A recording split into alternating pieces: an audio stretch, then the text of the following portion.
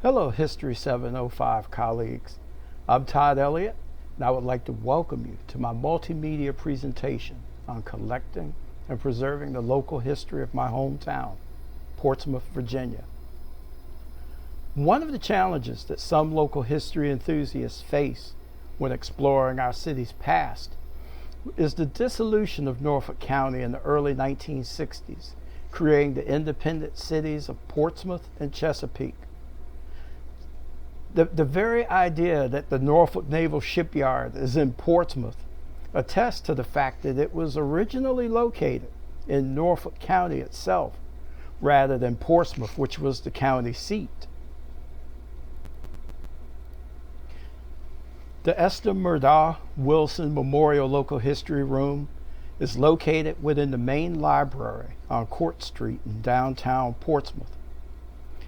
The library room was named after Portsmouth Public Library's first librarian, Esther Wilson, and the local history room is a collection that contains books, documents, images, and microfilm pertaining to Portsmouth and Norfolk County, including genealogies, memoirs, scrapbooks, and notebooks of Portsmouth families and organizations, extensive photo collections from several local historians and photographers, the Jeffrey T. Wilson Colored Notes Index, and articles from the Portsmouth Star newspaper, and also Portsmouth librarian and historian Bertha Edwards, in fact, the first black public librarian in the city. Her compilation titled Notes on Portsmouth Black History is still much sought after by scholars and the public who want a better understanding about African American life here in the late 19th and early 20th century. In addition, we offer books by local authors. There's a special section on the Civil War, including the applications for membership in the Stonewall Jackson chapter of Confederate veterans. And these include their meeting minutes. Finally, yearbooks are another popular attraction to this local history room. We'll talk about that some in a little bit. We've learned about the importance of transcription in preserving history, and this has been true for Portsmouth. Several members of the community have volunteered their time and talent in transcribing records for future generations in order to protect the original source materials and make access widely available from the library website. These vital records that were transcribed include birth, death, marriage records for Norfolk County and Portsmouth between 1850 and 1917. Among these records include colored births, and just a little bit about that. Most of these records transcribed were done so as is, so they're not politically correct.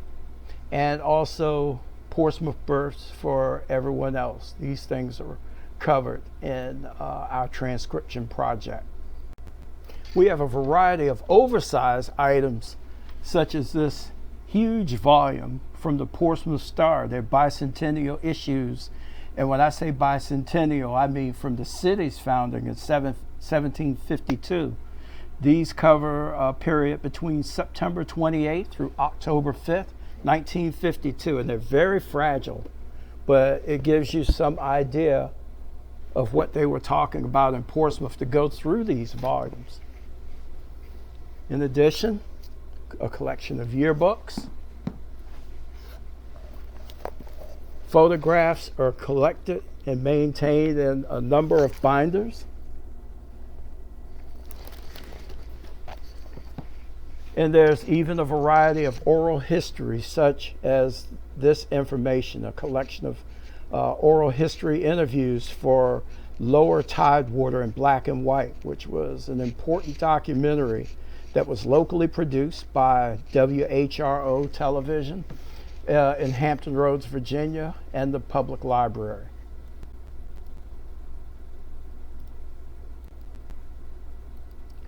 Here's a a few examples of transcribed documents.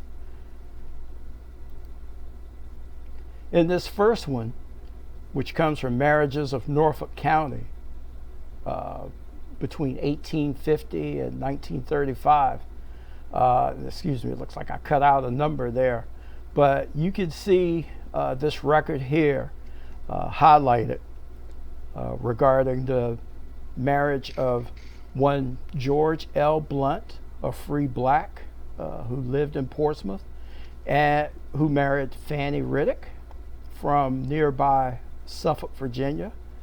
And Fanny had been born in slavery. They settled in Portsmouth and were married on the 20th of February, 1868. And for full disclosure, Fanny and George are my great-great-grandparents. This shows page 1 of the transcription for colored births. And again, modern students, please be aware, much of the transcription is as is, thus they are not politically correct.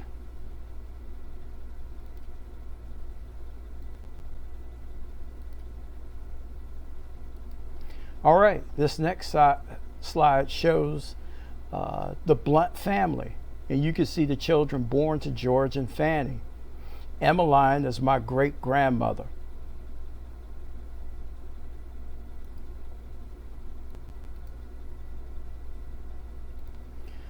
Finally, cemetery records, and cemeteries were also segregated. These have been transcribed for white, black, and Jewish citizens. Here's an example from Sheva Thilim with names, birth and death dates, and lot numbers for the site.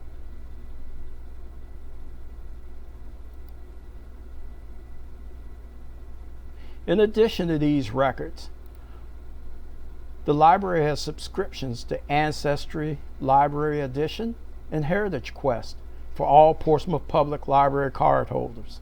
You knew there'd be a catch. Photographic materials are probably the most popular items in the collection.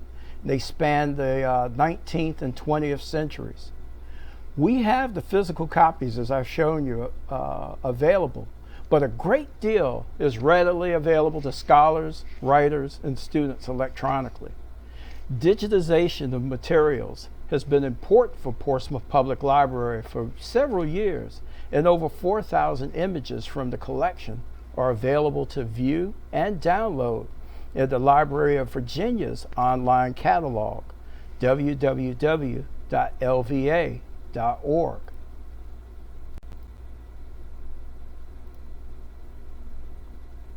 Here are some digital images. In one image, we see the Norfolk County Courthouse as it stood in 1895. Built in 1846, it's now a municipal facility housing the Portsmouth Arts and Cultural Center. Beside it, we have an image from the Lee F. Rogers collection with a view of downtown Portsmouth around 1941. Rogers, who was African American, typically covered black life for the local newspaper. On an interesting side note, when that newspaper office shut down and closed for the last time, his photos were left behind to be discarded. They were rescued by former library director Dean Burgess and Bertha Edwards.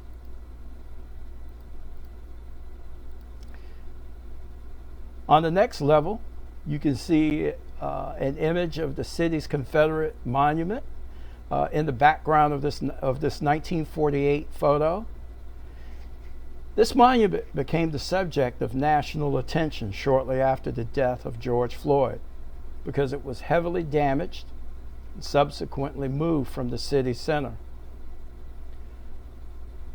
And finally, the image beside it shows the main library in Portsmouth, sometime in the early 1970s. You may not find this difficult to believe, But one of our most utilized projects involves our school yearbook collection. The Virginia Yearbook Digitization project started in the summer of 2012 through the Library of Virginia's Library Development and Networking Division. And they started this project off by loaning scanners and computers to Virginia public libraries in the hopes of bringing to light hidden local history collections. This project was started and continues to be funded with Library Services and Technology Act grants provided through the Institute of Museum and Library Services, whose mission is to create strong libraries and museums that connect people with ideas. The funding for this project is covered by those grants. So who could not love that at the library itself? And this allows yearbooks to be digitized via partnerships with Virginia's public libraries at no monetary cost. This project has relied heavily on public support as well as local schools and media centers. To date, Portsmouth Public Library offers online access to 228 yearbooks from local public, religious, and vocational schools, as well as the former Frederick College, now Tidewater Community College.